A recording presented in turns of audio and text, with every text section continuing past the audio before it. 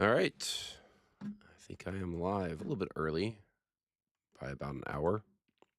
So I wasn't sure I'd be able to be here by 8:30, so I figured 9:30 would be a good start point, just in case. Hello, Wyoming. How you doing? So I'm going to be playing Lord of the Rings Online. I know there's not really, I don't know how many people are actually watching right now, but I doubt it's a lot currently. Probably just you, Wyoming, to start. And it probably won't be a lot of people because I don't expect it to have too many people that are just actually sitting and watching. But before I get actually started playing the game, I was actually reminiscing and pulling up some of the old videos that still exist online for what kind of preceded Lord of the Rings Online. So I've grabbed a few of them and have queued them up. I think it'd be fun to kind of take a look at them actually. So I'm going to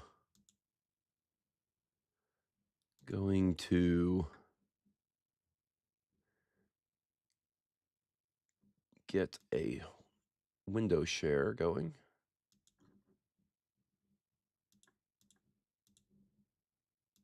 And then see if I can't.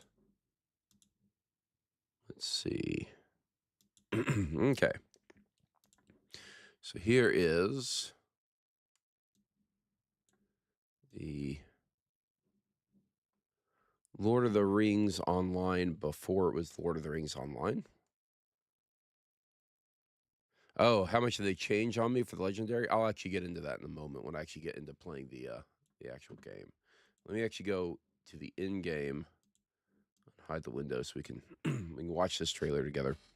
I figured it out. I did a bit of reading, and there's actually a great YouTube video that I found that really explained it. Once I knew where to look for things, it was pretty quick to actually fix. I'll kind of show off what it is. I don't know how I feel about the change, but I think I actually feel generally positive. I think what they changed it to for the legendary items is actually better than what it was. All right, so this is the original trailer that came out in 2004, back when it was Vivendi Universal under the Sierra brand, Sierra Online Entertainment.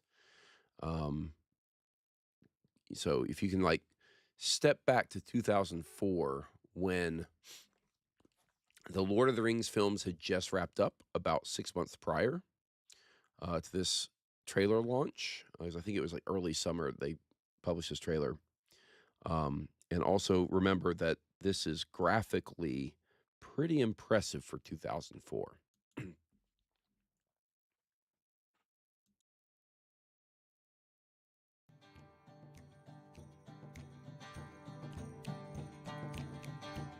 Yeah, it was called Middle Earth Online at the time.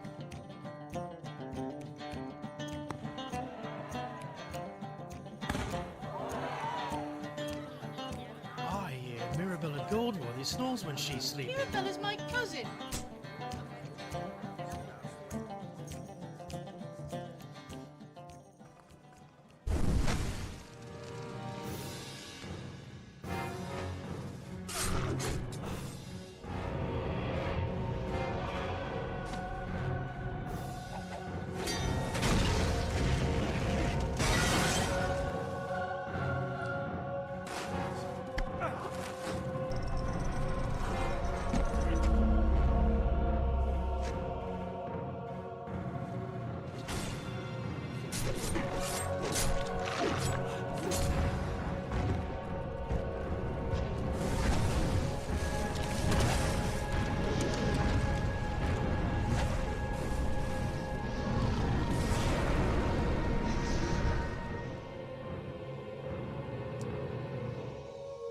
So there you go. It was advertised as coming in 2004. It was Middle Earth Online instead of Lord of the Rings Online.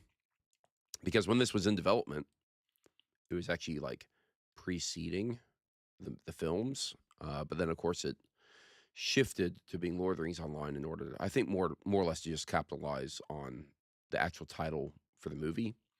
Because when this was originally made, I think it was originally also just made for fans of Tolkien's work. I actually still prefer the title Middle-earth Online, honestly. And some funny stories. Apparently, this area right here was discovered to be in-game still. Someone got out of the map in one of the areas in the game, out of the bounds where basically the invisible walls would prevent you from actually going any further. And they found this area that kind of all this stuff takes place in. So it looks like it would be in the Shire, but it was actually like its own little segment of the map they had set up, and like all the little pieces of furniture and barrels and stuff were in this area. It's actually in Breeland. It's not in the Shire, interestingly enough. And what I thought was really interesting back when they were first pitching the game is that this concept right here, they kind of show the morph from like a guy in, the silver armor to being in like the black evil looking armor. And I think there was originally a pitch of like the gear would have potentially special traits with it that were really beneficial, but they would corrupt the character. So think of it kind of like the way Fable works, where you're making good and bad decisions, or like the Knights of the Old Republic MMO, or the Knights of the Old Republic game in general, where you're making dark side and light side choices. That would be part of the gameplay experience, basically. And yes, this was back when high speed was DSL, right? So one of the reasons the video quality here is so poor, like the option here is just 360p, and even that isn't actually the quality here. This is probably more like 240p being played on real media, right? If I remember correctly, actually, the trailer was downloadable and it was, a .rm file extension. And then you have this other trailer. Or sorry, it's not really a trailer, it's just gameplay. You'll see some of the same things. So like the idea that you have like these weird powers that put a big skull on the screen. This is almost, this, frankly, it looks like a completely different game than what we actually have with Lord of the Rings Online. Very overt magical powers here. And really none of that exists in that way in the actual game now. There are magical classes. It just doesn't look like that. It is different in some ways. So, kind of fascinating to look back. Very little, and here's a good one, very little of the original media for the original Middle-earth Online exists. But the interface looks really different. It's more Diablo-ish, I would say. More inspired by Diablo. A lot of the character sheet stuff feels very similar to what we have now in the game still. But yeah, very different game than I think what it originally was. Now, I think this is supposed to be the Bridge of Khazad-dûm, but I'm not certain. Because none of this is actually detailed out. It's just in whatever this gameplay trailer from 2004 is. Yeah, I think that's really interesting. Anyway, so I am going to launch the game now, and I'll actually talk through the things I figured out about legendary items, because it was pretty interesting learning about it and seeing just how different it is, and it leaves a lot of old stuff that you can't do anything with, just like in your inventory. I guess you just have to destroy it or something.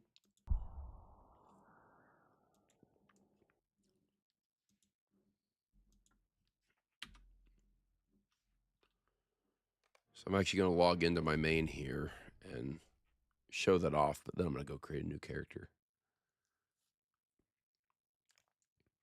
The original pitch for legendary items when they first introduced that in the Mines of Moria expansion was basically you would receive a legendary weapon. It would become forever tied to your character, basically. Like that would be the weapon. You'd give it a name. It would become part of your leveling experience and, it would grow with your character. What actually happened in practice is they had a system of, constructing and deconstructing and reconstructing, and continually leveling and then cashing out the level increase from their legendary weapons. So you'd have a level 50 legendary item, you would get it to max level, max experience, like you see on the screen up here, and then you would deconstruct it. You get a bunch of resources, and you could feed that into the next iteration of the weapon. And a lot of people were really upset with that concept, because of what was originally pitched. Like, it felt bad to destroy the weapon you had created, and was supposed to be a legendary weapon that would stick with your character. So what they've done is they have basically implemented that. And I had to come to this character here, and they have barter items, and they have these ancient scripts, and that comes from a panel that I'd actually been interacting with but was confused by, which is over here. So I have, like, these items here, and you can see some have a button that says appraise item, and others do not. The ones that have an appraise item, when I click that, I get resources. I get 4 different types of resources. I would get enchantment runes, ancient scripts, other enchantment runes, and shattered Athelian traceries. And I'd probably get better things if I had different types or levels of legendary weapons. But I'll go ahead and claim it. I can no longer appraise this item. This entire panel of the old legendary weapons is now completely useless. It is purposeless, as far as I can tell. I can't rank anything up. I can't slot anything. I can't do anything with it once I appraise it. Now, I might be able to, I can't even do it level up or anything. So this entire panel is like an appendage, basically. It's pointless now. But these resources can then be used to purchase the next legendary item that I want. And they are not level bound. So you'll actually see, if I mouse over this one, like I'll do Hammer of Legends here. It's an item level 51. That's the level you'd be at when you could actually get a legendary weapon. But it will grow with you truly. So now my item level is 315 because I'm at 106 or whatever I'm at. What level am I? 106, yeah. So it will truly grow with me, and I could purchase new ones and do different things, or set up multiple different styles of legendary weapons, but ultimately you only need to do it once. And these types of resources, all the resources I got, you can also just get from playing the game. Drops, rare drops, whatever. Once you have those and you've bartered, now you have, in your character sheet, you have the legendary weapons that are equipped. It's a legendary weapon and a legendary class item. And I didn't completely build out the class item yesterday. I completely built out my legendary weapon, which you can see here. But you click and drag this thing to this little flame icon, which used to be for something different, but now just opens up this legendary item window. And they have multiple different types of things you put in. They have heraldic traceries, words of power, word of mastery, and you would equip things to that, and then word of craft as well. And so I can go over to like guardian traceries. When I click on this, it's like researching the history or something, I suppose, of this weapon. And I can get slottable things for the level I'm at. So I can go to like a general buff, and I'm looking at doing it for the belt that my character is wearing that for some reason disappeared. And so, like, I want to slot these things with things that are actually going to boost my character. I put a Catch of Breath, which is a skill that heals you, in it. I might do a Turn the Tables cooldown, so I'll go ahead and purchase one of those. Barter for it.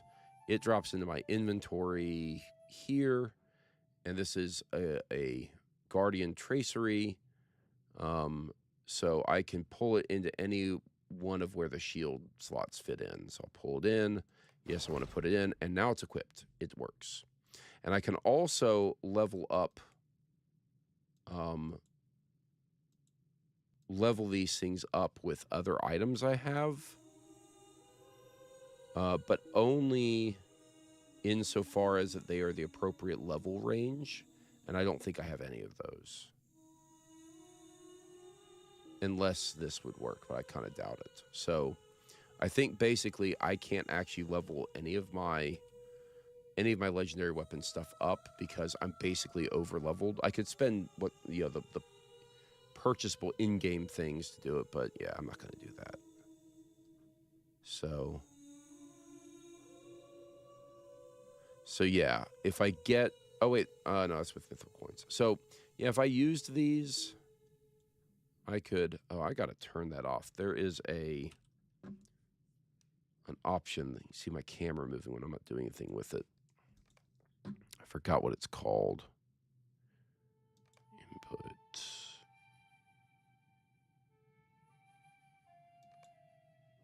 Trying to remember, there's like an option toggle. And it's reset by default now. I don't remember what it's called. UI settings. It's like follow target or something.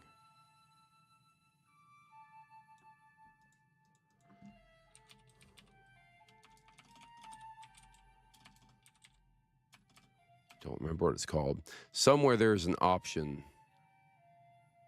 to like stop turning the window.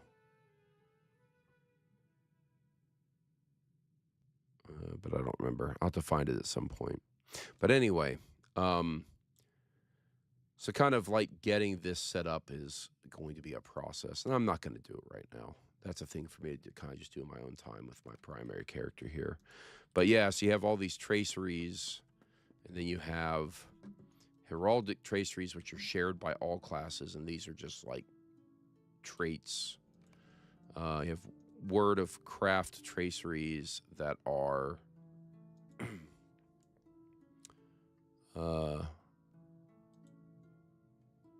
again more traits and like stat ratings and things. And then you have power traceries. So you get so many of these slots per legendary item. Anyway, that's how all that is meant to work, and I will spend time doing that another time. Very weird system they implemented.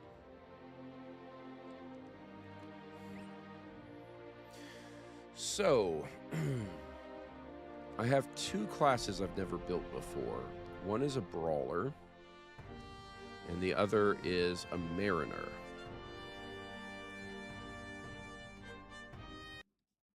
Brawlers are warriors who delight in the thrill of close combat.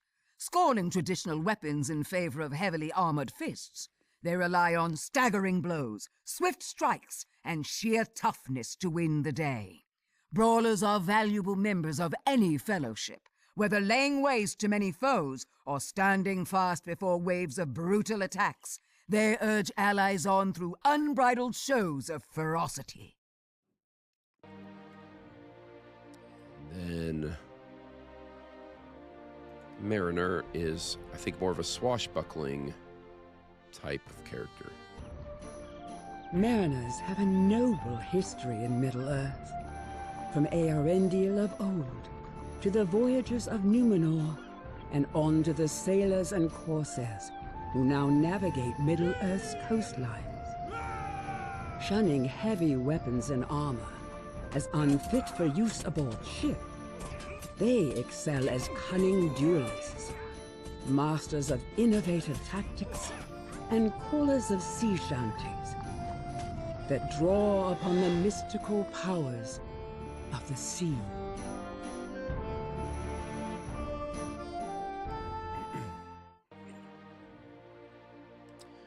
So I think I'm going to do a mariner.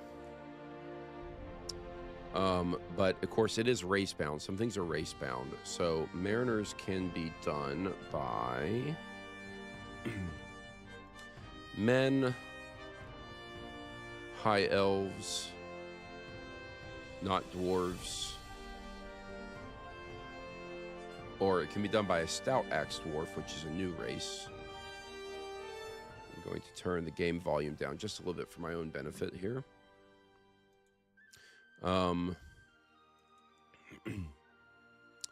River hobbits can be mariners. I think regular hobbits cannot. Regular elves cannot, and Bjornings cannot, because Bjornings can only be one class. So,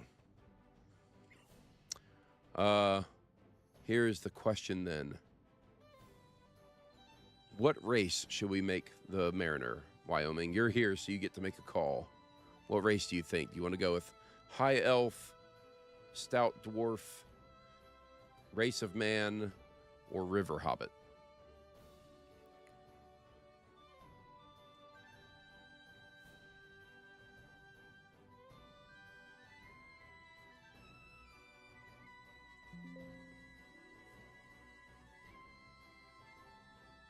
I'll wait to see what you say.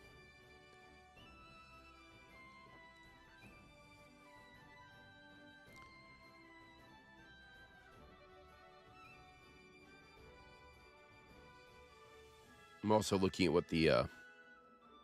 is there one I don't have? So in terms of generalities of races, I have elves, dwarves, men, all of that. But Stout Axe, River Hobbit, and High Elf are all races that I don't have specifically. Really, all they bring are different traits at the bottom here. But let's view this as a role-playing exercise as well. Like, what would we just want? The idea of a dwarf on the ocean is a little bit odd to me. Like, this feels more like appropriate to be a brawler than a mariner.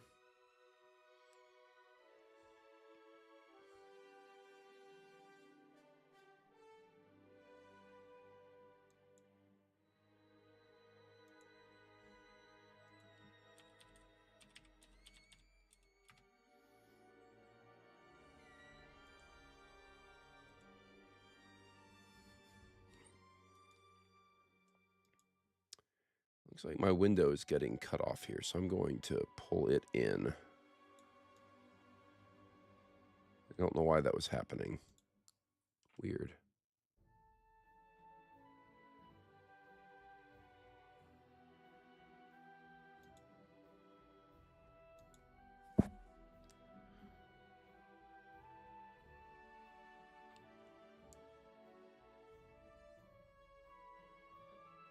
I'm not sure what you mean, Wyoming, about elves suffering from the longing. Oh, okay. No.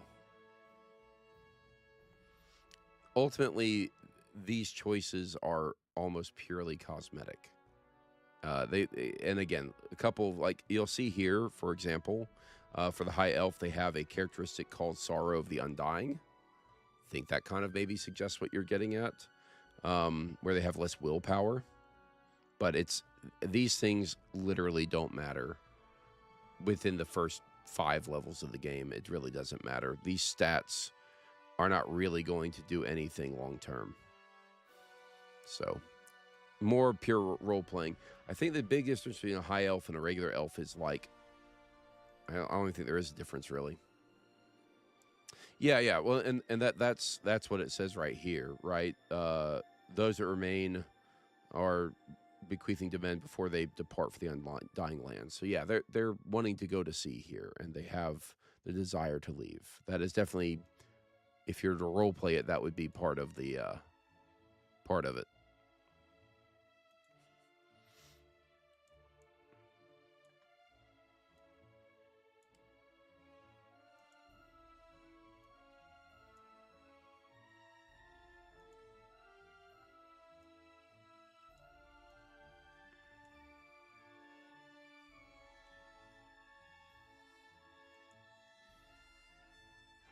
Because you basically, like, the ones that make the most sense to me are either the high elves or the men, right? Like, high elves because, well, they travel across the sea to Valinor, and men because, I guess you could go, like, the Numenorian line and those who sailed the ocean to Middle Earth.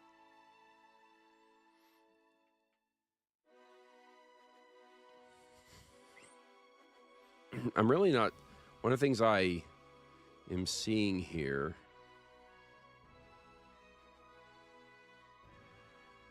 is that they do use, like, magical things, which I would imagine willpower helps. Yeah.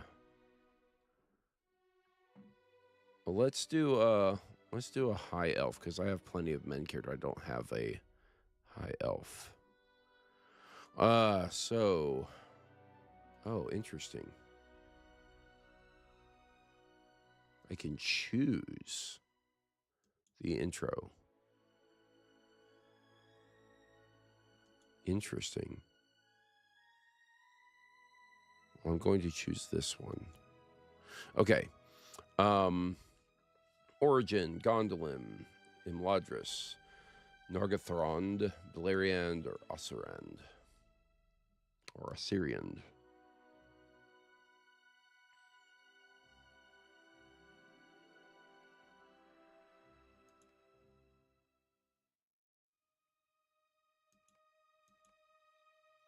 It'd be interesting to do Beleriand.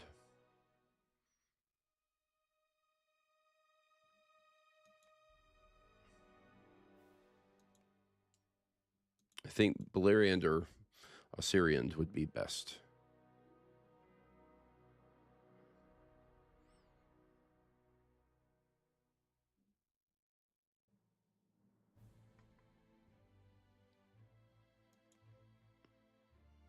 I think I'm going to do Beleriand. All right. Yeah, we don't have... Oh, yeah, here we go. Let's look at how the character will look. Go bulky or skinny elf.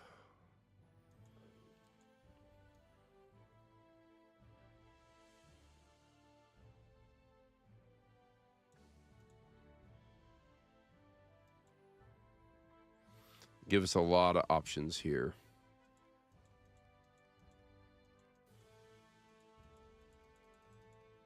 I wonder if they allow for facial hair on the high elves. I know they didn't on the other ones. I think like Círdan the Shipwright. I don't think they do.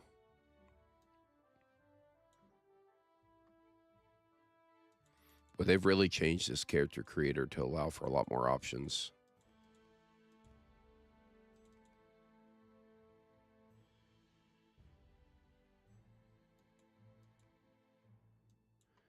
A lot of different styles of ears I didn't used to have. It's really interesting.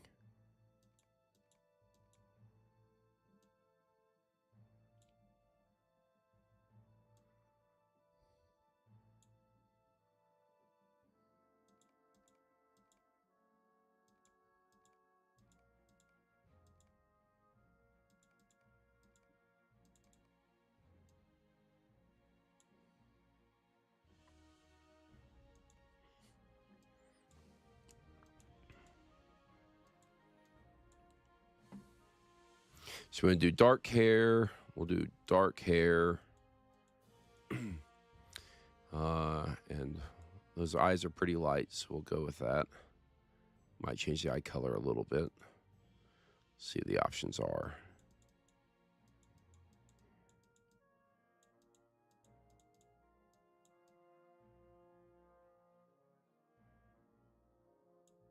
Maybe something like that.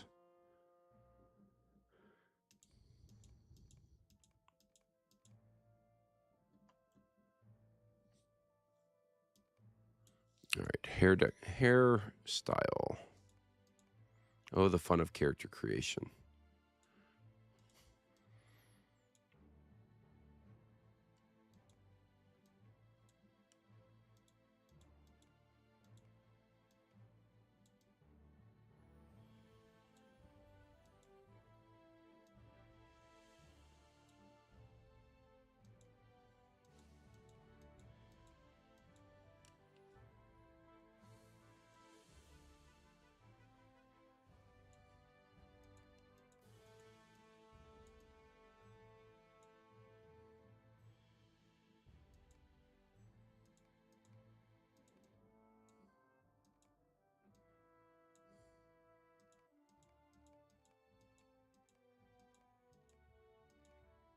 Hair decorations are an interesting aspect of this as well.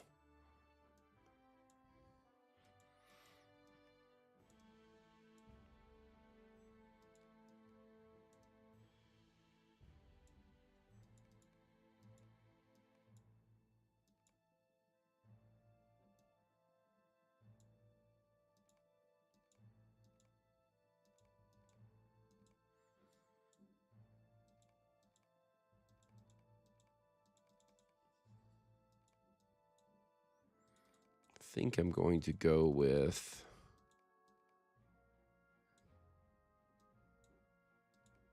maybe this one.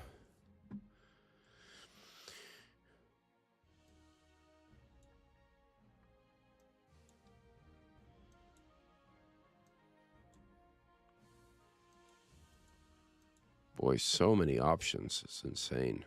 It didn't used to be this way. It used to be a lot simpler.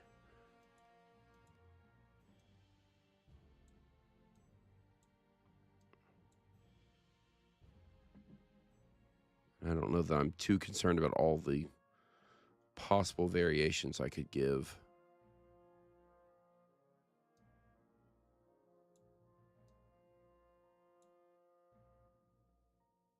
That's nuts.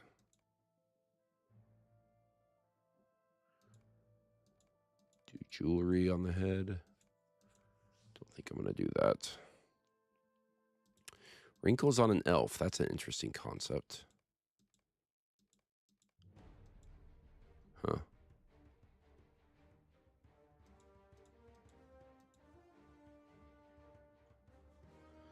Okay. Let's think about a name here.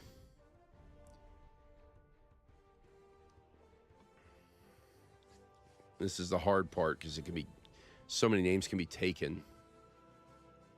Can randomize. Lethrothrim. The D and the H would be a thr sound.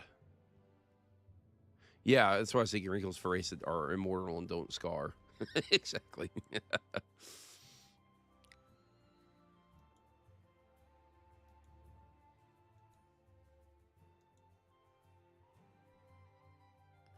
Ectholthon.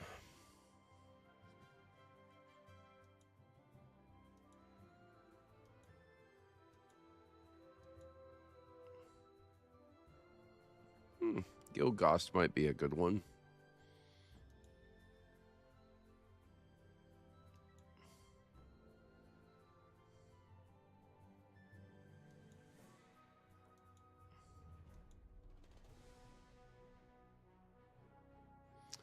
Thalarian could be a good one. I'm almost willing to bet these are taken, though. Anything that's randomized, I'm sure it's taken. Let's find out. Oh, well, there it goes.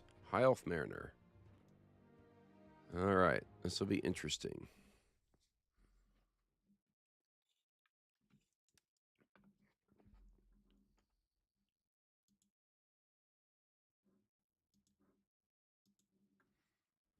Speak then of how you came to this place of safety, Rivendell, the last homely house east of the sea. But speak swiftly, before the shadows deepen. From where did your road lead?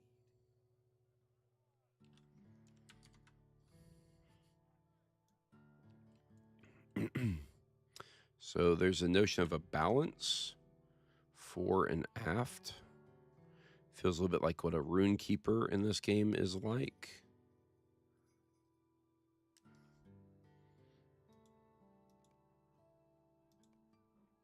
Call myself Thalarian of... Well, it didn't actually give it to me. That's weird. There we go. All right. Welcome to Mossword, traveler. Where is Mossword?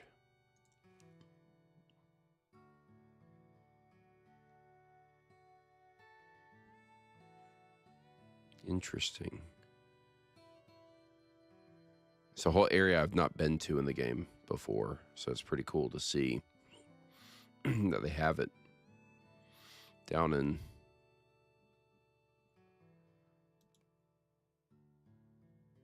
I don't know. That's interesting. Wonder if this is a... Can't... To Swan Fleet. Must be at the very edge of this map.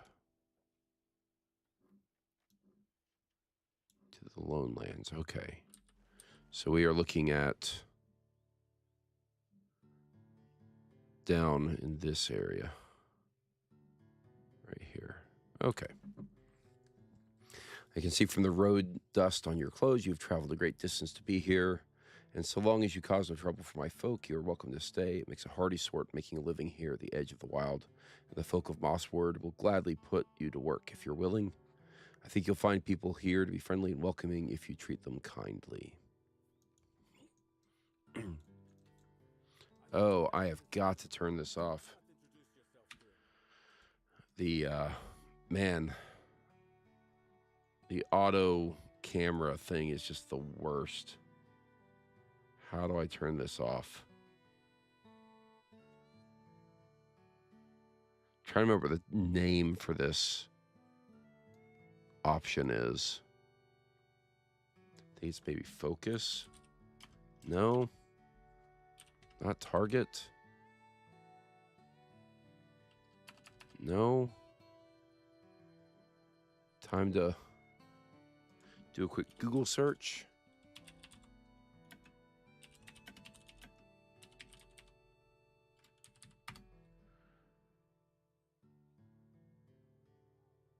Okay, toggles X. You can just press X.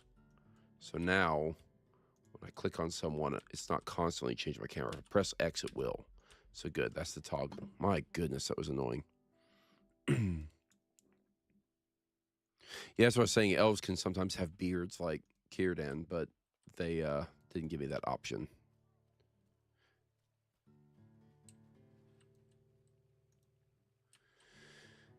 Geralt, I hope you don't mind me staring. We don't see many adventurers in these parts.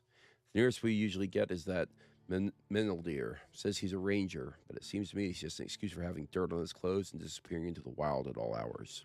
But anyway, Mossward is a quiet village, always has been. Cause no trouble, and you can always stay as you like. But first things first, you should pay a visit to the blacksmith. Scardy Bendblade. He'll clean you and fix up gear for you. His shop is just up those steps. Look for the sign with the anvil on it.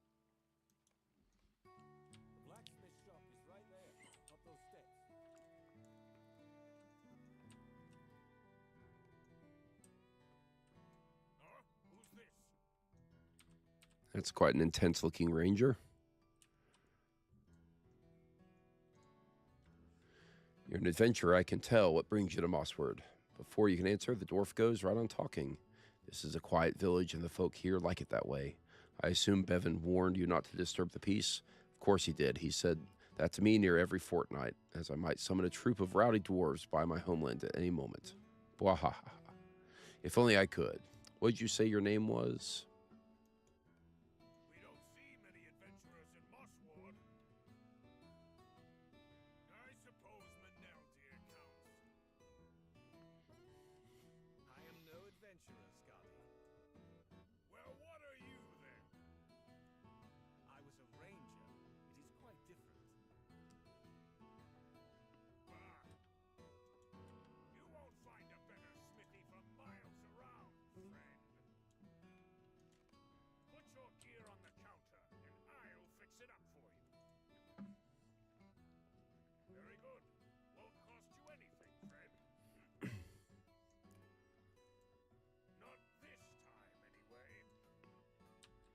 Yeah, all the differences the movie's made, you know, generally speaking, from my perspective, you can overlook it.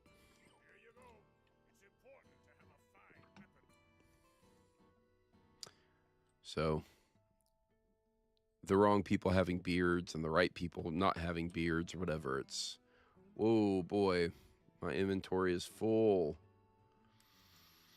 This is what happens when you have a 17-year-old account and you create a new character. Goodness gracious. Okay.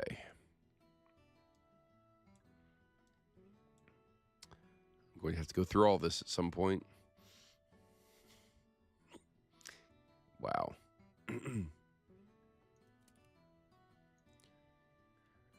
Just carrying out around a bunch of equipment won't help you much in battle, as I'm sure you know. You want to be sure to equip the weapons before you get into a fight.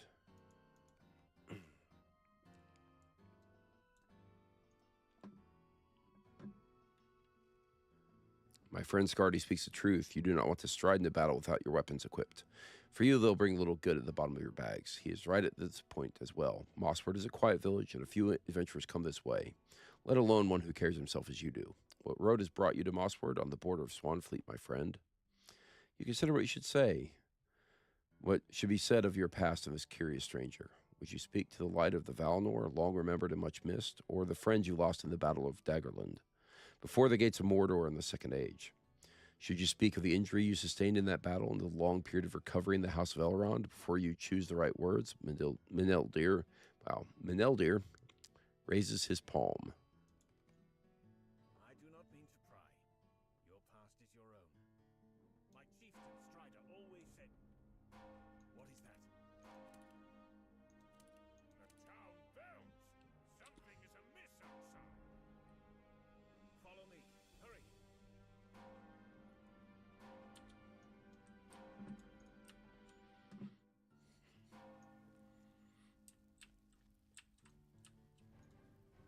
The town is afire! We are under attack! Under attack by whom? This smells like orcs to me, Thalarian, but I cannot understand how orcs have not troubled these lands for many years. Come with me, stay close, we will get to the bottom of this and save the town if we must. Follow me.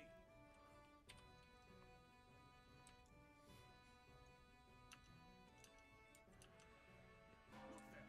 We found the villain. Show him no mercy. That's the way. Well done, my friend. This goblin could not have set so many fires alone. There is trouble to the east, Meneldi. I need fighters. My new friend here is king. Provide the help you need. So glad you can help give me stay close. But what will you do, Meneldi? I will circle around and search for the one who leads these goblins. Farewell for now. Rangers.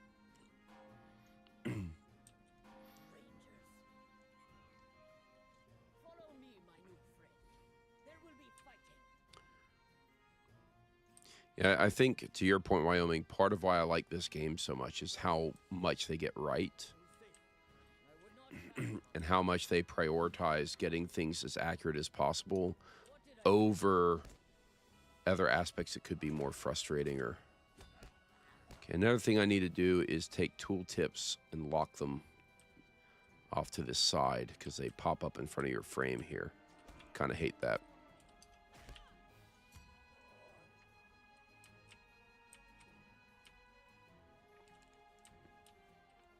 The films were very good. Not perfect, but better than any attempt that had been made prior, that's for certain. Or since, I suppose. Me too, Scardy. Come with us. Look ahead. Those are not goblins.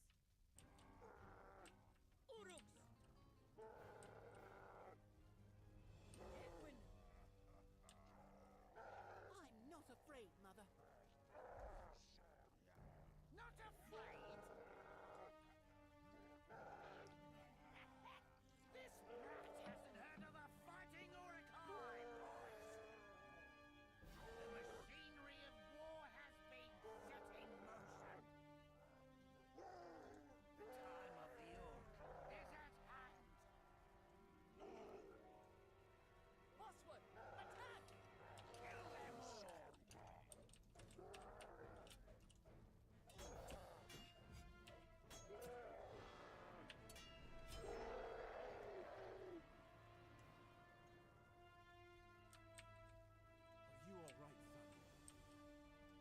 If I had a better sword, I could have slain him myself. I wasn't afraid. Oh, Tegwin.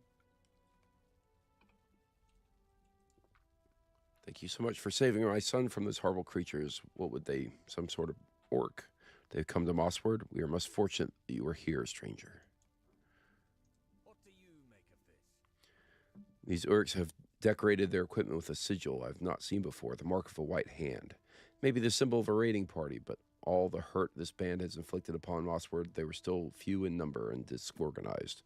What need have they of such a sigil? None now, thanks to our efforts, but I still wonder. I will think on it, Thalarian. What meaning might this mark possess, Thalarian? Will you ask Ilaria if she has seen the symbol before today? And I'll get a milestone skill, equipment selection, and... Okay. Yep, I know how to use all this. So before I go any further... tooltip.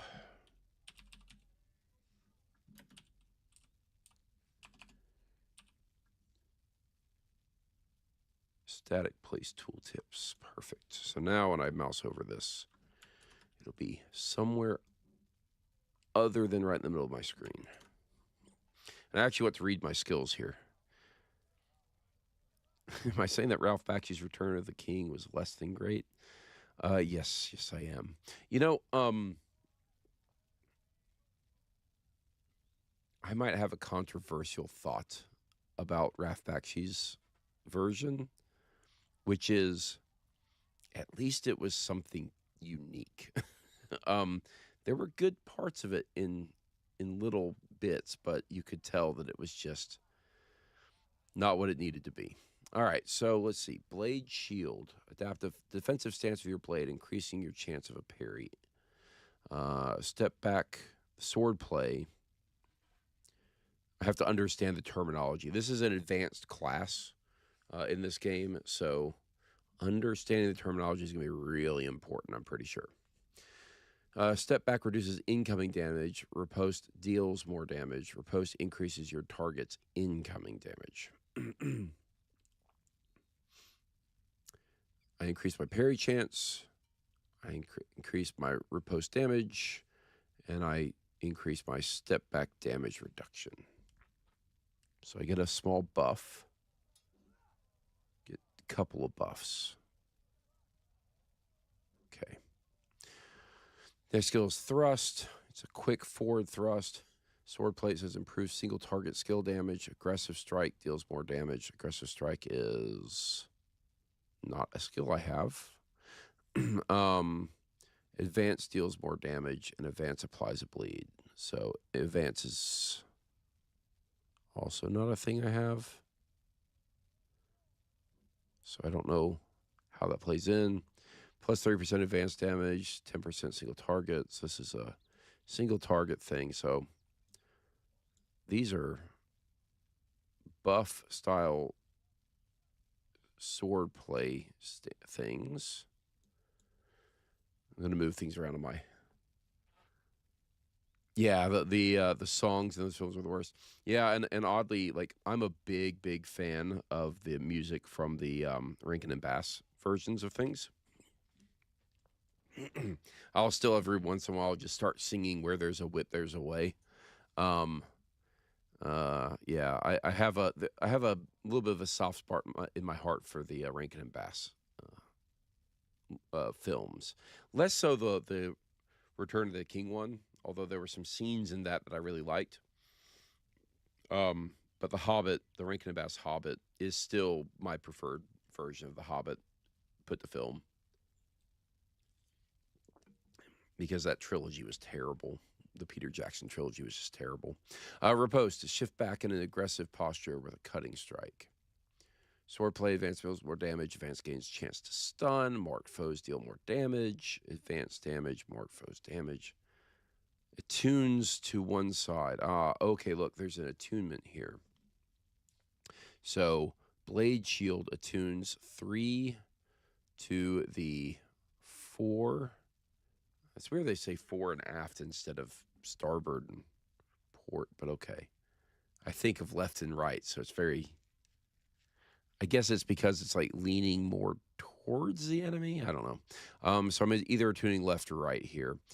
Thrust attunes 1 to the right. So when I hit this one, my little indicator here shifts 3 to the left. And when I click this one, it goes 3 to the right, or 1 to the right. On guard, refresh the steady buff and prepare for combat. The skill can only be used while in a steady balance.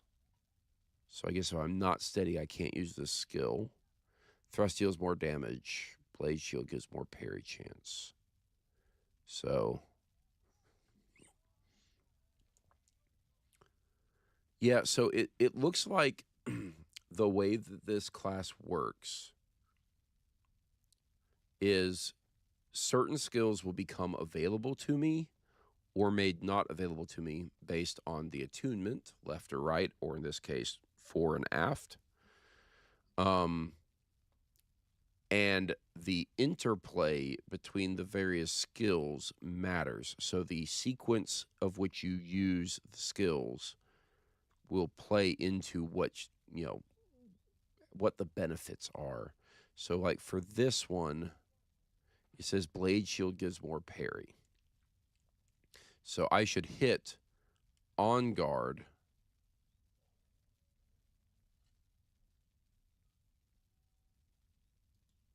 Okay, so if I hit this, I get a plus 50% blade shield parry chance. And so, yeah, so look at that. So let's let this one cool down. So my blade shield parry chance is 25%. But if I hit on guard, then when I have this one, now I have a 75% parry chance. So I should think about the order of my skills to kind of play through like a flow diagram here of like left to right. I should hit on guard first because it's going to make blade shield better. I have thrust here. I just lost my skill.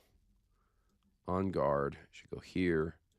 And if I think about my options with on guard, it also makes my thrust deal more damage. So my thrust currently does 9 to 13 common damage. And if I hit the buff, I've got 19 to 25.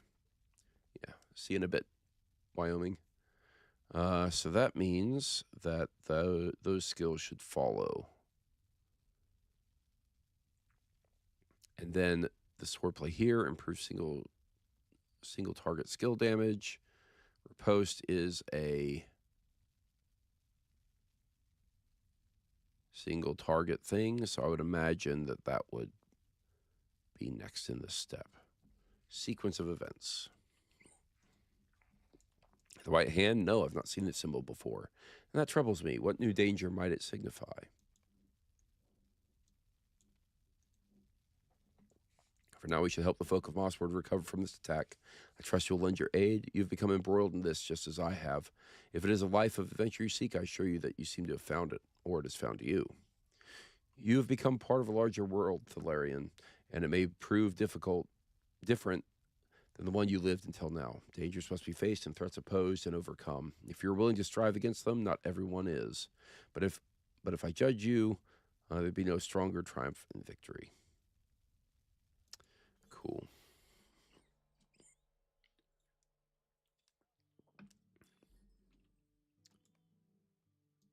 I have traits, class traits, all the rest. Some of Mosswood's residents sustained injuries we cannot heal. And they are beyond our aid.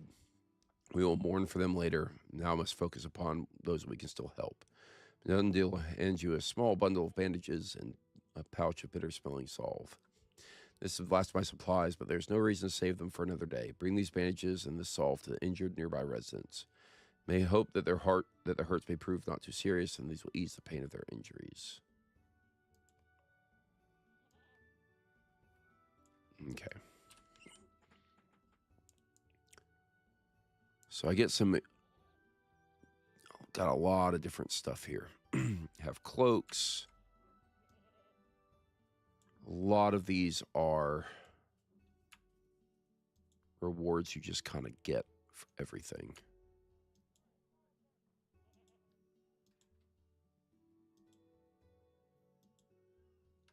Might actually equip this one. And I will just destroy the rest. These are not needed. I guess I could have sold them. Maybe I'll sell them. Scented candles.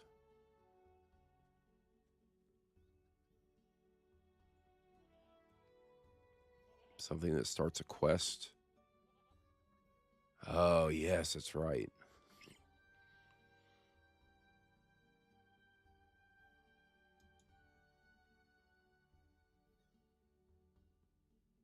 I don't think I'm going to bother with these. These are not useful things. Welcome back. I am taking a moment to go through my inventory and clear it out of just all the stuff that I have from a long time of having. So let's see. The Mariner's Cloak I actually like more than the armor I'm wearing right now, so I'm going to make it a cosmetic item.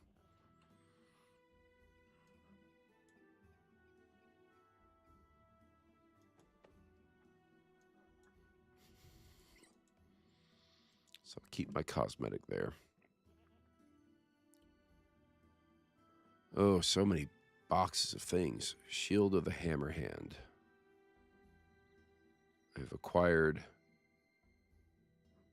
this item, which is got a lot of stuff on it. Sure, I'll equip it. Why not? Oh, that's actually a shield. Interesting. Okay. It's a Rohirrim shield. So sure, I will equip that, but I will put this on again as a cosmetic.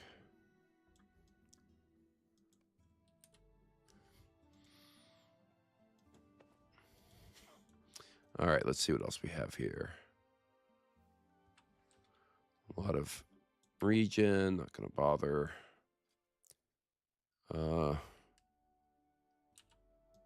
Swap out the dagger. So they have a main hand and an offhand, so it's very much like rapier fighting, I suppose.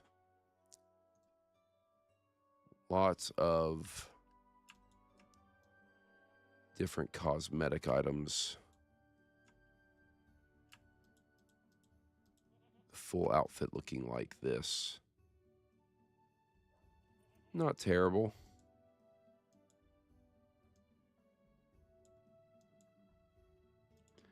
I really don't know what I'm going to do with all these cosmetic items. Okay, high elf selection box. I believe, wait, what armor type do I have?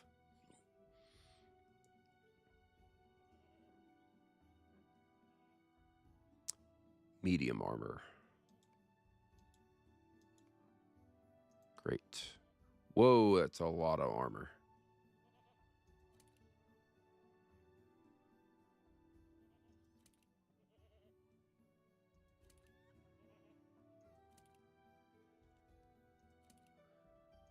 Equip all this stuff. Except for the cloaks. Radiant basins. These are...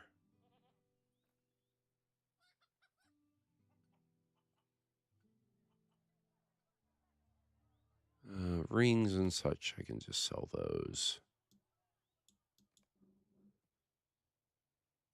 Boy, there's just so many things here. Oh my goodness. Lots of horses. I can add all these to the skills.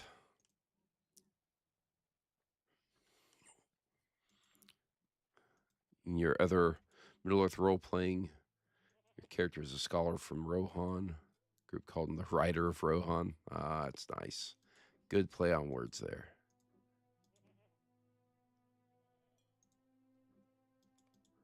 Okay. So lots of horses, morale potions.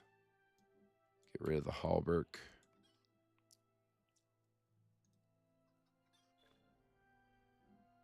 Got a title. Lots of cloaks. I'll get rid of them. The Rohirrim cloaks, I don't need them. More horses, more horses.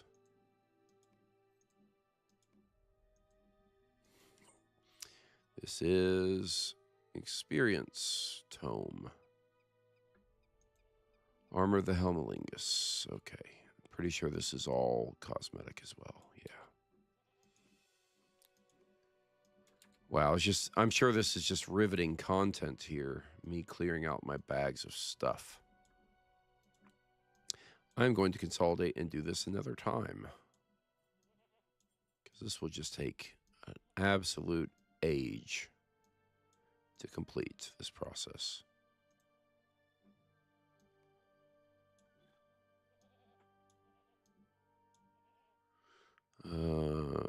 Deed boosts.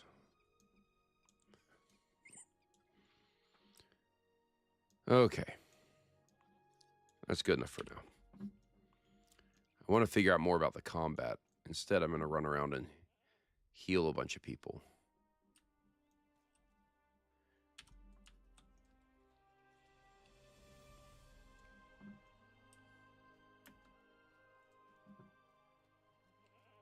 We have all these other quests I can do.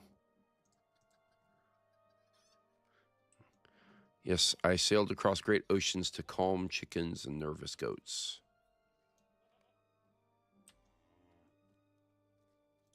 Truly, these are the great feats of a hero.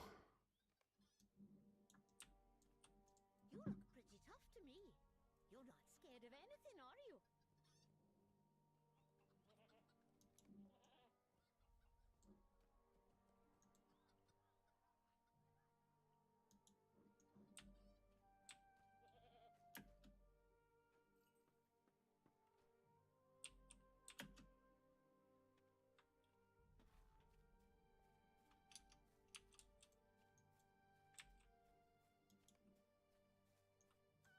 They want to come out here and make a mark somewhere. There's a wolf. Let's try fighting it. I'm curious. Oh, wait, I got a new skill. Advance.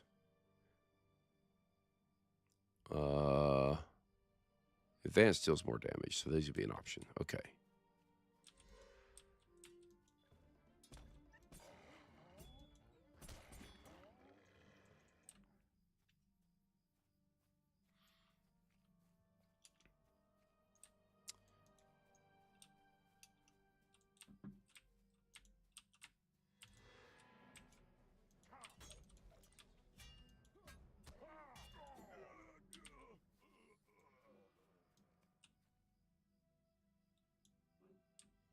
Pending loot.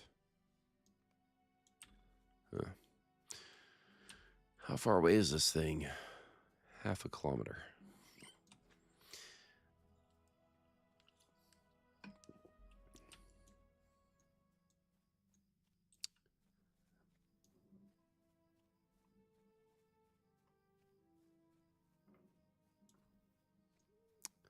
Yeah. Spending some time doing cosmetics to make the character look better will also be nice.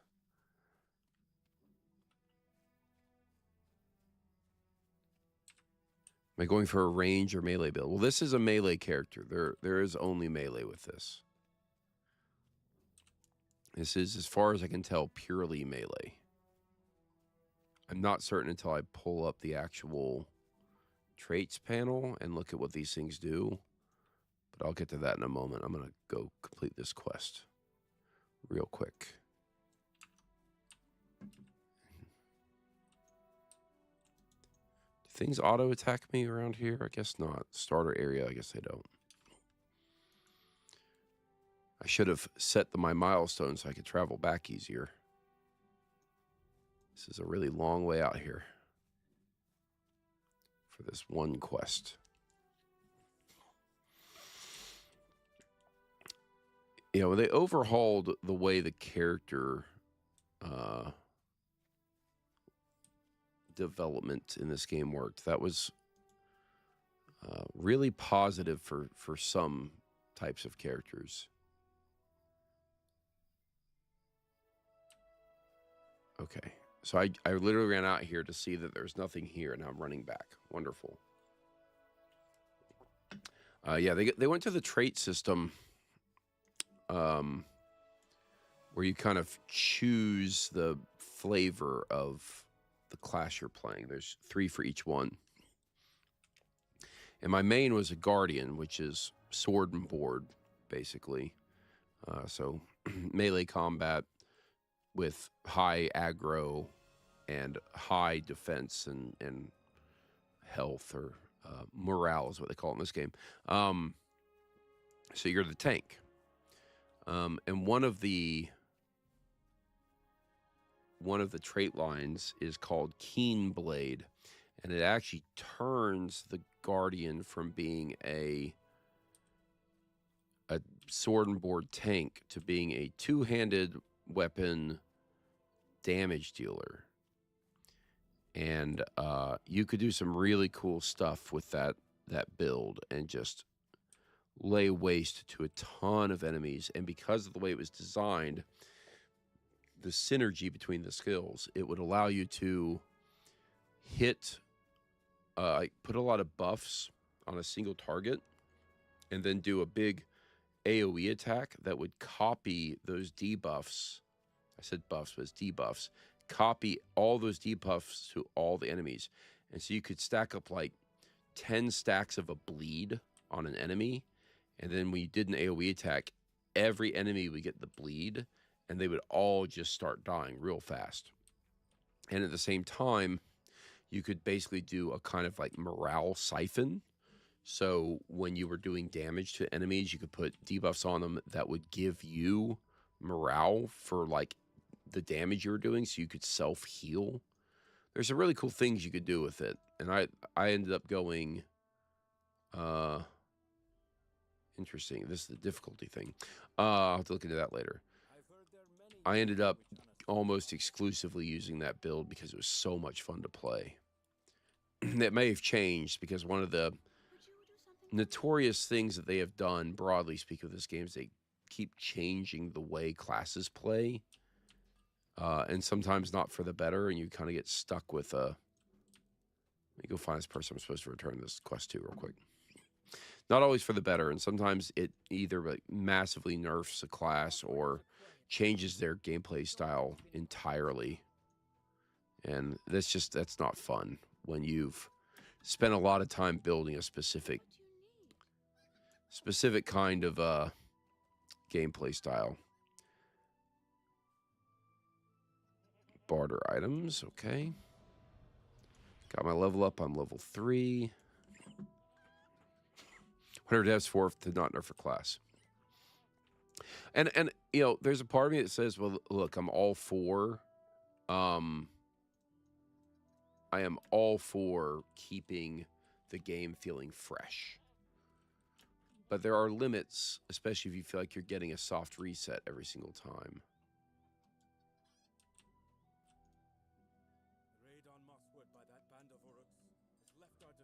Wow, there's so many quests in this area. That's insane. I'll do the epic quest stuff. Actually, heal people. Finish that one up. Oh, I still haven't returned to this person. Where is this person? Return to Allah. Okay, where is this Allah person? Why can't I see them?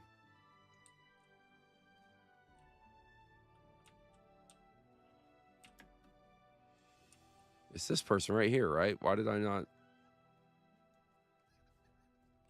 Oh, there we go.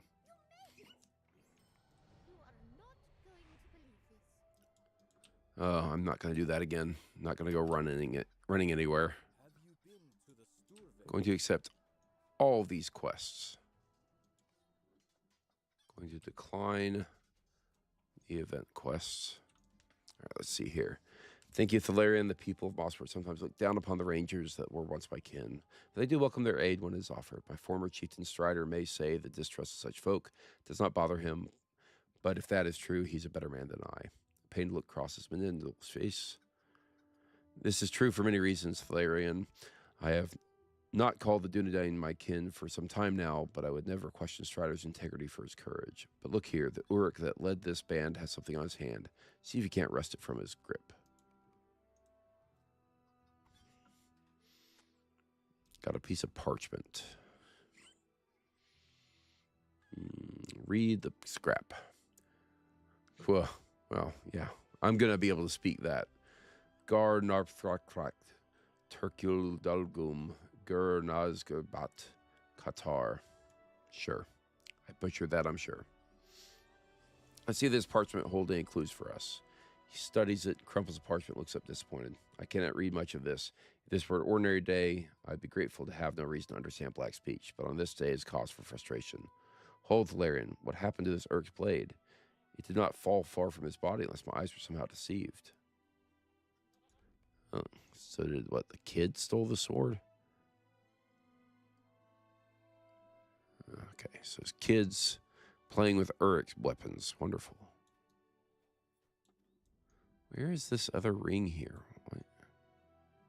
Oh, it's way up there. I see.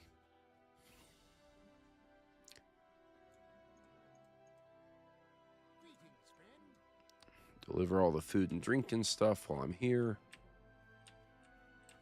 Wow, I can get up the ramp. Hello there. Would you do something for me?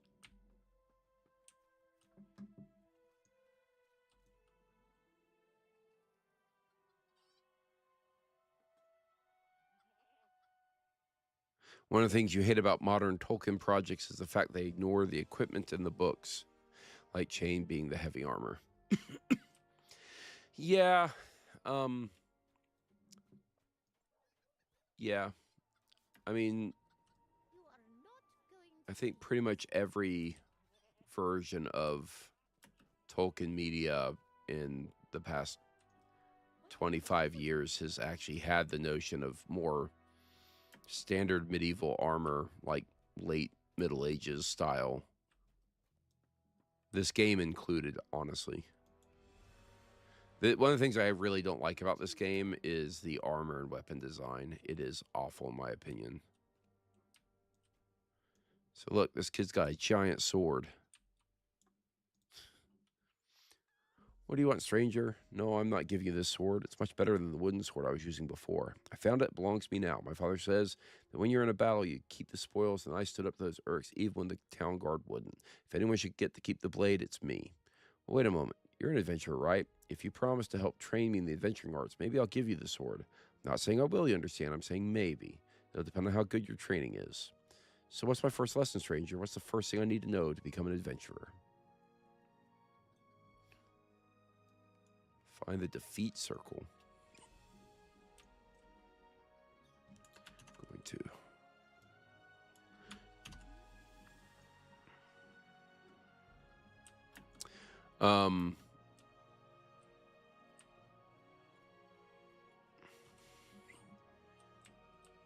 Southward said scale as heavy as they show in the trilogy. The trilogy of books, right? Is what you mean? Scale was the heaviest in the trilogy of books. You don't mean movies, because they have full plate armor in movies. In the movies. What can I do for you?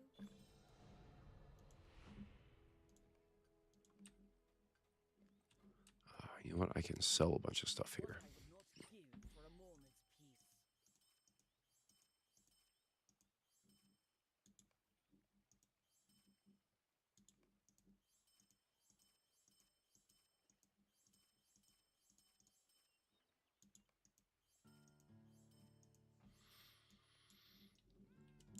Yeah, the books. Correct. Yeah, it was chainmail basically that was like the standard armor, right? Especially with like the Rohirrim, which is definitely something they got wrong in the films. Was I mean the Rohirrim are supposed to basically be, You are an adventurer. you know, My father Nordic. once like this, but he gave it up to settle down. And have a family and never looked back. Okay. Let's see. Geralt lost a book. So I'm actually gonna look at the traits now. Because I got new skills. I got lunge that commits momentum to a forward lunge, dealing damage. And enables recenter, which I don't have. Then you have disengage, which also enables recenter. It's a sword finisher. You know what? I know exactly what this is. So this gameplay style is almost, I'm going to say almost, it's very similar to the minstrel in the game, which uses musical concepts to do progression of skills. This is using sword concepts to do it. So the finish, doing an advance, the finisher deals increased damage. Lunge does the damage. And so you can rebalance off of these. So my progression flow, and also have step back, which disengages to heal, and riposte will enrage your target. So I can create a kind of not only heal, but then also taunt.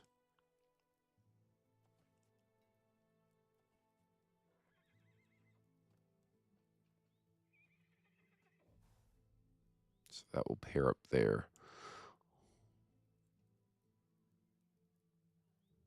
Okay. Yeah, this is going to be very interesting to see the progression of the combat here with this type of character. Okay, let's look at the traits here. There are shanty callers. Sing shanties to coordinate and motivate allies. So that's going to be fellowship-based. Duelist weaves dramatic combinations of strikes to deal relentless damage. These are single combat, relying on swordplay and footwork to face down the enemies. And the rover uses anything on hand to hinder foes. Embrace the traveling lifestyle of mariner, explore distant lands, collect rare materials and strange baubles. In a pinch, they are also capable of turning these odds and ends into devices. So this is like, so you get skills here. Caustic Brew.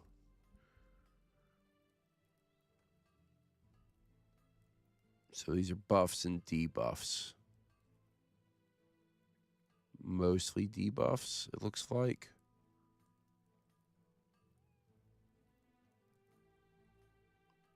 It would likely, I think it's likely to be the more interesting. The rover is probably the more interesting gameplay style. But I think for learning and for doing damage, the duelist is going to be the one to go with. So I'll start there.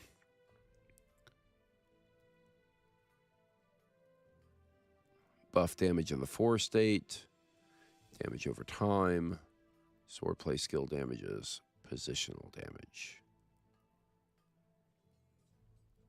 Interesting.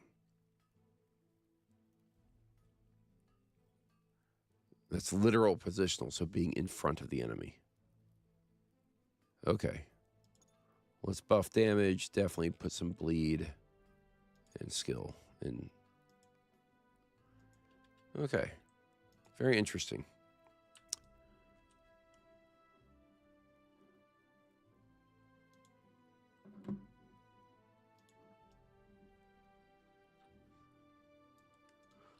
All right, epic quest. Let's go find the thing I need to go find. Slowly learning these new things.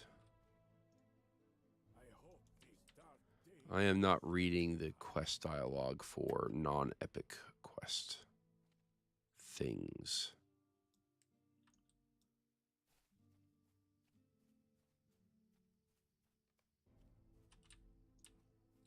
This is the defeat circle. You explain that adventuring is dangerous work, and sooner or later the morale is likely to run out. When this happens, you'll find yourself in one of the many defeat circles scattered around the land. Very funny, stranger, I know the fighting is dangerous. That's why I tried to fight enemies, but they look beyond my capabilities. But sometimes it's unavoidable, I suppose. When that happens, I'm defeated. I find myself in the nearest defeat circle when I'll find myself next to the nearest defeat circle when I fall in battle. Sure you will, kiddo.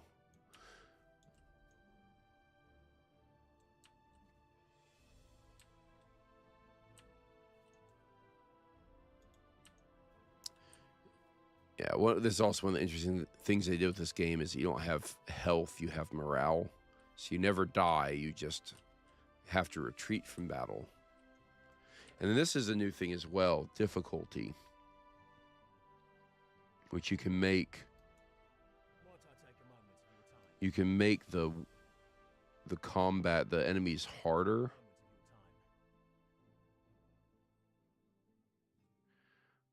But my understanding is all it really does is just make the game slower. Like the enemies have more hit points and take less damage. So you really just slow things down. And a lot of people have complained about that. I was reading about that last night. All right, blacksmith shop. So make an unbreakable lane sword with some elemental damage. All right. Hardy spends more time fixing horseshoes than he does forging swords. I mean, no insult to Scardy, but it's true. What use does an adventurer have a shop like this? He explained that adventurer engages in combat, equipped weapons and armor sustain durability damage, and folks such as Scardy, Bendblade are able to repair them, so you keep them. Additionally, shopkeepers throughout Middle-earth can sell and adventure all sorts of items and equipment that will aid on your journey. Scardy clears his throat and speaks up. That all cost coin, young Tegwin, horseshoes and swords alike, but if that raid is a sign of things to come, I think the swords might have become more in demand than they've been until now.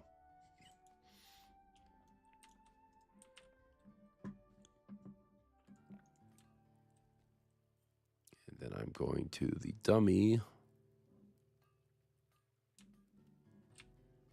right here. Now this is more like it.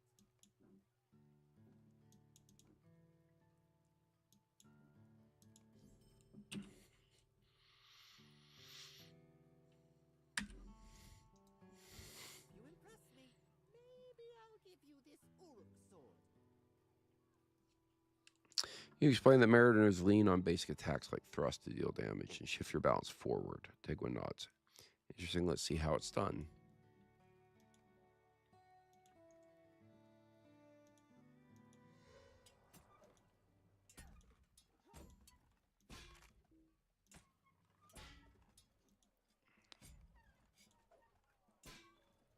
This is where I can actually trial out how it actually plays.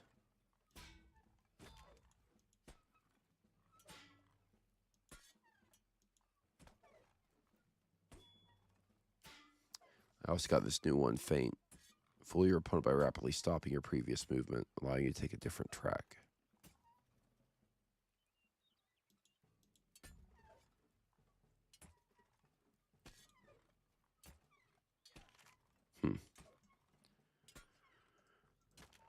That was all right, I guess. So I have more powerful. You explained the mariner can use the on guard to increase the power thrust. When you use swordplay skill like on guard, you gain a bonus to your next swordplay skill. Each swordplay skill will give a bonus to a small number of other skills, so just use them carefully in order to maximize their effectiveness. On its own, on guard will simply refresh your steady buff, but it'll improve thrust, and thrust is the next swordplay skill to use. Yeah, correct. Makes sense. One more. Show me one more skill. Decent show, I suppose. He struggles to express his show of excitement. One more. Show one more skill of yours. Make it incredible. Consider what you should do to demonstrate to Tegwin. Dramatic flourish or finish your swordplay skill, which is a potent critical hit buff. This damaging swordplay finisher requires you to be in a forward state of balance, which you can achieve by using offensive skills. Perhaps you could demonstrate Feint, which is a quick reaction that provides unique swordplay bonuses. Show off Throom of the Sea, which dazes your target, preventing them from moving or using skills, as long as they are not awoken by taking damage. Yeah, okay. Throom of the Sea. What was that? Do I have that? Yeah. Okay.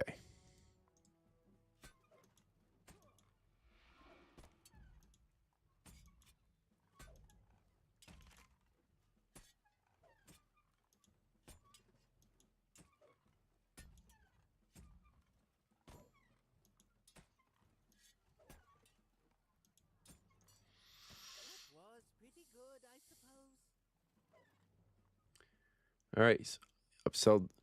Upheld your side of the bargain, Thregrin. I will do the same. Here's Mad Thrug's weapon. I promise. As promised, you'll bring it back to the ranger for me, I expect. Mother and father will be pleased, but I can still say I've handled such a weapon. All right. All right.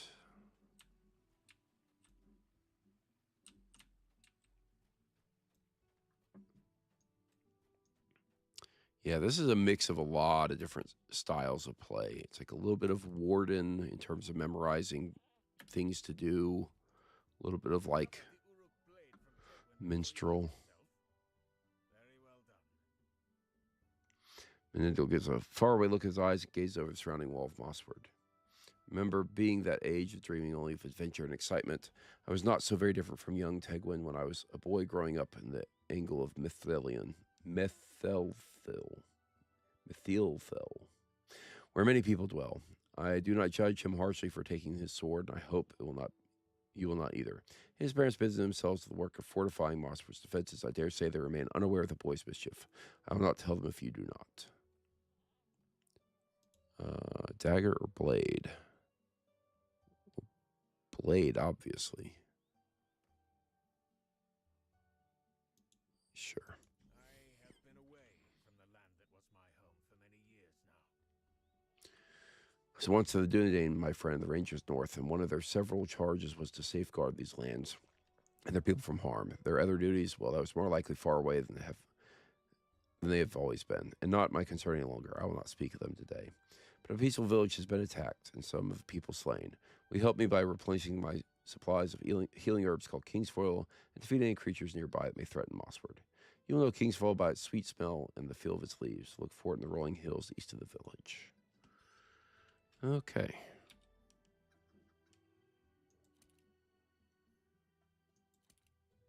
There we go.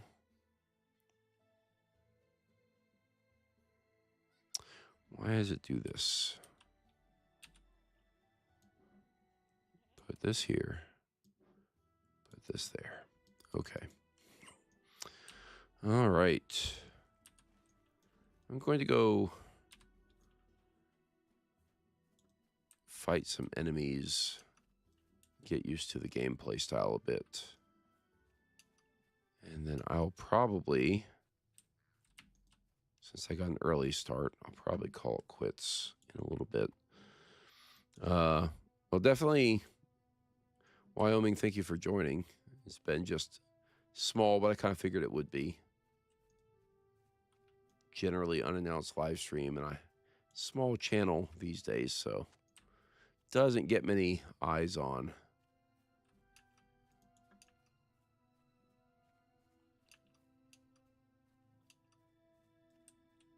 Going to fight this boar.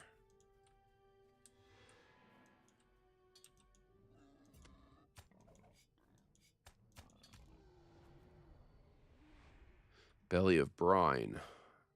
Minor afflictions don't compare to eating only rations for long periods. Your strong stomach allows you to shrug off a single effect.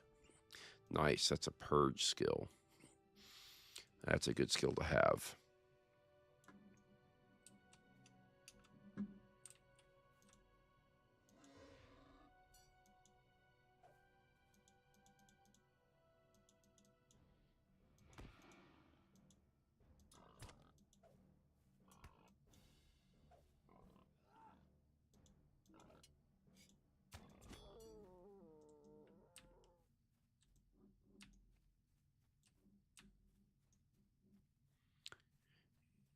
Actually, from what I can tell, if you take it too far one direction, you also get dizzy, which is an interesting effect.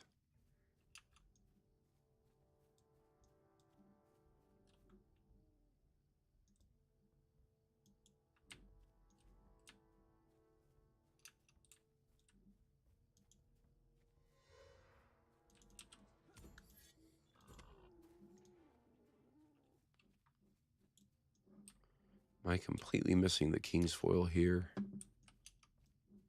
Who knows?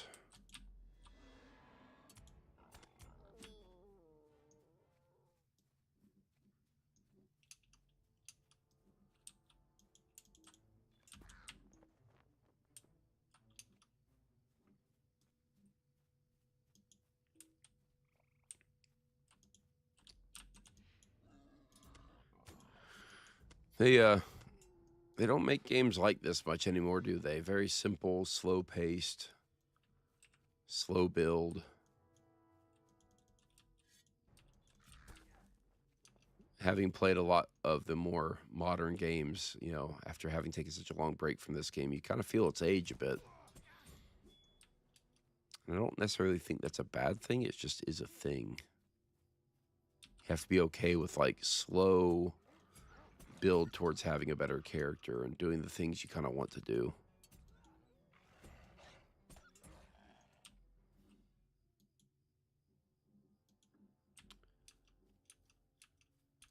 How close are you to being done on that paper you're working on, Wyoming?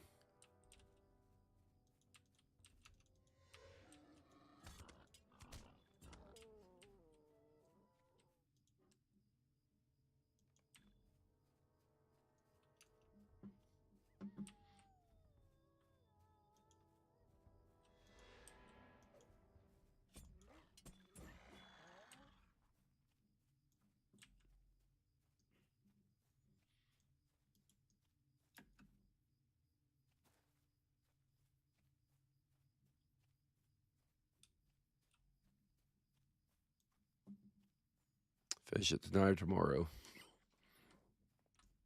That's awesome. Well, good luck on everything you got to do to wrap up the PhD there. It's a big step.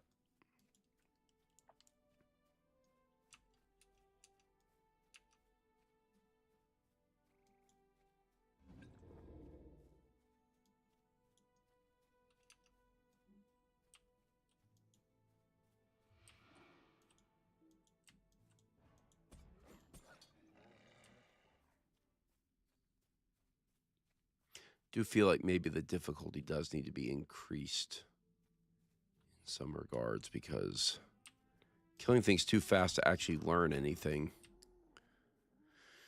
already. Okay, where's all? Where's all the king's foil? This is ridiculous.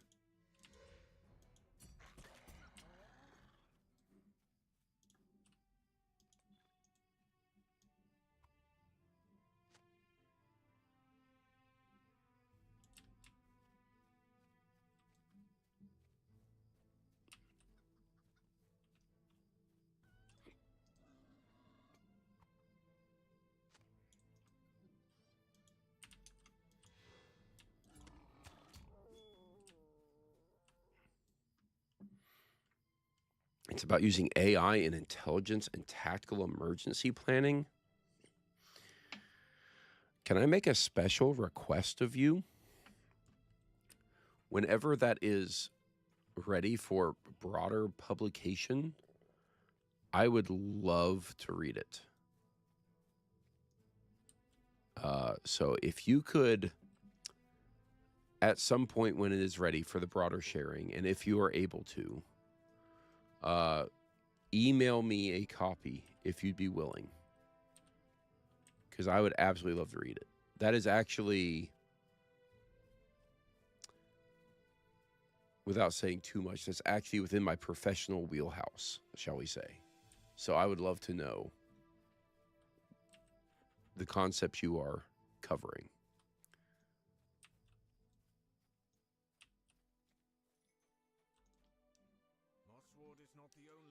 Thank you for the King's Foil and for helping dissuade some of the more aggressive creatures from straying too near the village. Against such beasts, Ilarion, Bevan, and the others of the guards are more than a match, but against Uryx, I feel they would be outclassed. The question now is whether Madthrug's band was alone or if there's others of his kind waiting for their next chance to strike. Mosswood is not the only village in Swanfleet, Thorlarion. Can I ask you to check the stores who live nearby and visit the stablemaster here in the village for a quick means of traveling to the village of Clegger in the Store Vales? They should be told what happened to Mosswood and guard themselves against possible attack. So that's where the river hobbits come in. So this is a shared area for the river hobbits. Would you do something for me? Really? You're going to give me a quest to go get more King's Foil already?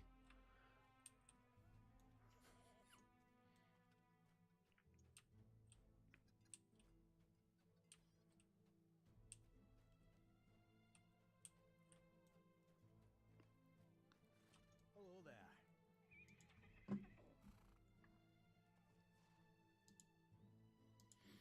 I'm going to watch where this is so I can get geographically aware of where I am.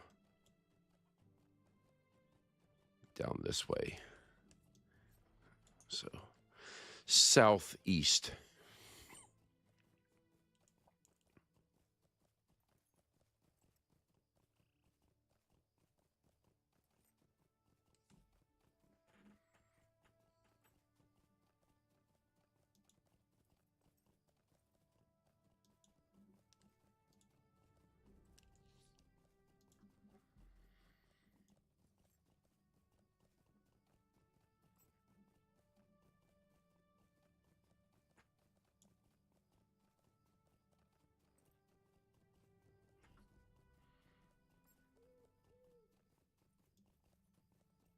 Interesting. Interesting series of degrees you've gotten there, Wyoming. Because I know when we talked, you know, gosh, it's a few years ago now, you were doing a lot of pretty crazy things. I imagine your actual job hasn't changed much, but yeah.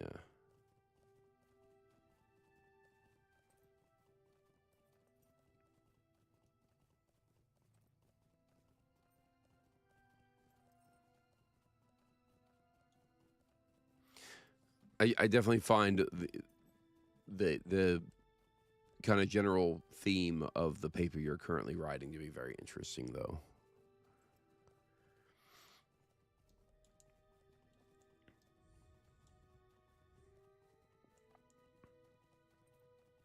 You didn't have computer degrees when you went for your first degree.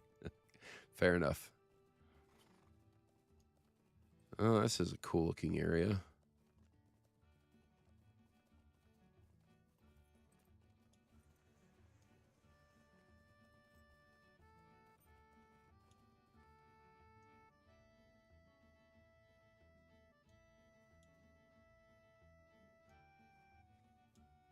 Good day.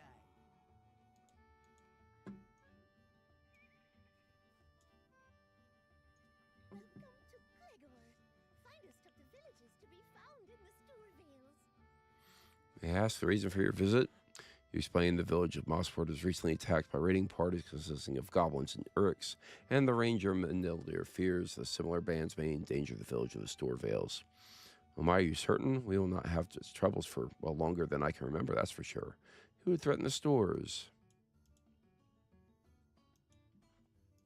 The mayor must be told of this. Even the very idea is preposterous. It's not that I don't believe you, it's just the folk here have lived peacefully for so long. Keep to ourselves, and we like it that way. Climb up the path to the south and tell the mayor what you've told me. Mama Dog will know what can be done about it if anything must be done. And I got a bunch of new things. Sail to Tharbar. Sail to Kellendim.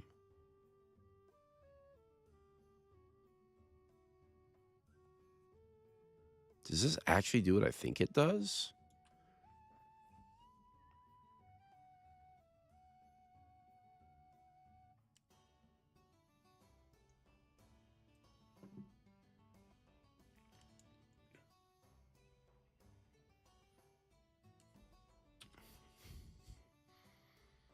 This is interesting. So these are like fast travel skills, I think, which is interesting. And I'm not going to use them right now because then I'll have to get my way back here, and that's hard to do early. Very interesting stuff this class has, though. I'm actually curious. I think you can actually... I guess they don't let you do it anymore. You used to be able to look up the skills you would get. Return to Moss.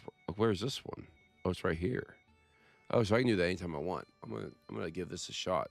I can just straight up go to Kellendim.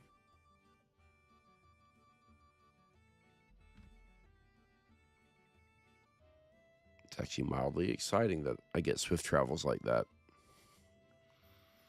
So you're working intelligence, how you got in law enforcement. Yeah. Yeah, totally. I'm in Kellendim here. Wow, that's really cool.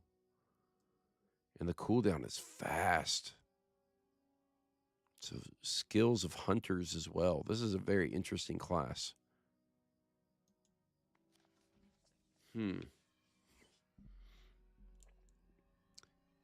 All right, well, I'm going to fast travel back and probably call it a night here. But this has been interesting and enlightening to play this new class. We drink this big jug of stuff. All right.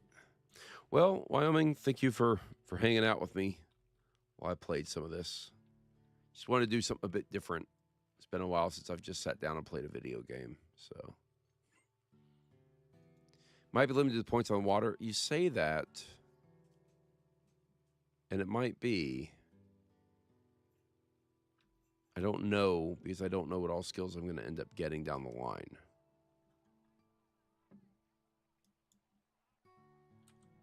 Which is fine. Yeah, you're right. They're all sail, so yeah, it'd be somewhere near water. But one of them is to this area in Swanfleet, which, I mean, that's upriver a good ways. So sailing upriver, I suppose. It's still a loose definition. Water can go anywhere, right? So I had a fast travel up here, which is less open ocean. Actually, this was just return to Mossworth. Never mind. You're right. I bet you it's all places with water. You're probably right. All right. Well, we will call it there for now.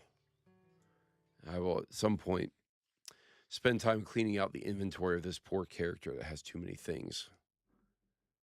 And in the meantime, I hope you have a wonderful night. Good luck on the paper. And I guess I will talk to you later. Have a good night.